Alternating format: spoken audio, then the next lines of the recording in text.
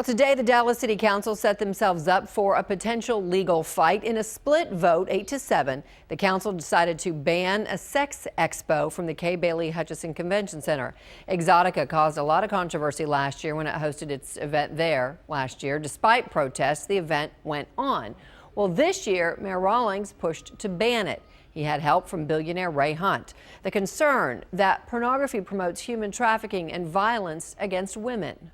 And then I find out on the website that there's a place called the Dungeon where women are tied up and whipped. And I just said, you know what, you've crossed the line. If I'm going to get sued as a city for whatever we get sued for, which we will, I would rather take the same money. And instead of making a flag-waving stand about this, let's take that same money and give it to centers that lift women out of situations where they're being abused. The Expo's director, Jay Handy, says a lawsuit will almost certainly happen. In a tweet earlier today, Exotica stated that Dallas officials acknowledged their First Amendment rights and voted against them, vowing an Exotica convention in 2016. All right, Dallas City Councilman Philip Kingston voted against the ban today. As a matter of fact, he thinks the ban might actually guarantee Exotica is going to be around for a while. And you think if more council people had realized how this vote was going to turn out, they would have voted against it too. But I don't know, you think they wanted to be able to say, I voted for the ban, but it passed, sorry, some political juice maybe? Steve, there was so much politicking in this thing. You could see the look of shock on their faces. They'd never expected it to pass. And now the prospect of personal liability for this lawsuit is sinking in. I would not want to be their spouses this evening. Because you say this is a no-brainer, Supreme Court level? We're in an absolute loser of a position. Okay. You responded to a Dallas Voice tweet tonight that said snarkily that today the Dallas City Council banned sex in the city. Do you remember how you responded? I have it here if you need help.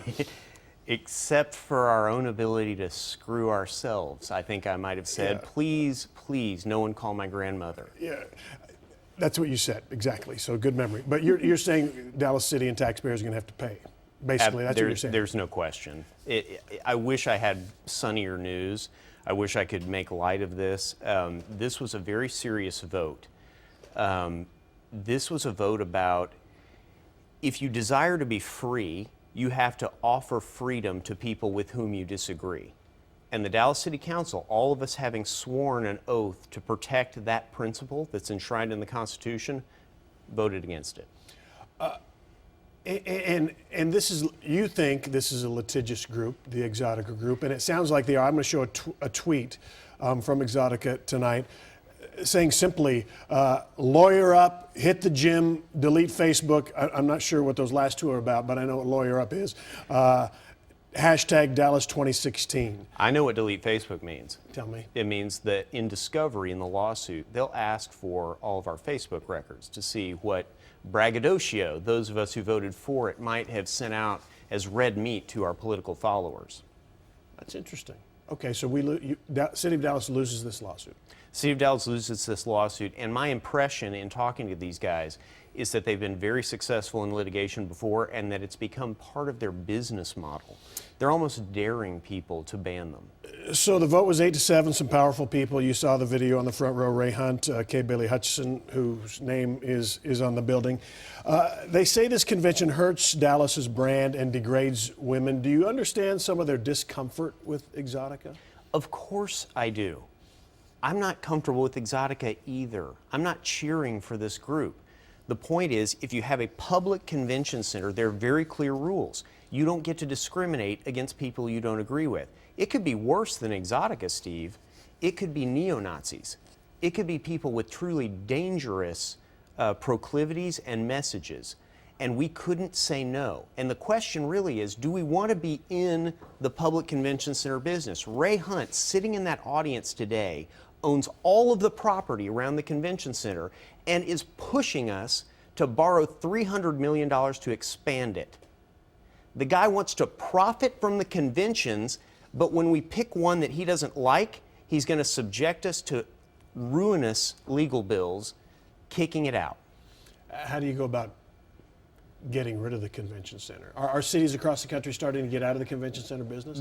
Some are. That's a very long-term process. That's not a tomorrow process. But that's We can't where flip you'd a like to switch. go. You'd like to go in Well, that direction. listen, if we don't want to be promoting events like this with tax dollars, or events that are worse than this, that offend the deeply held beliefs, those people in the audience were sincere. They weren't faking it.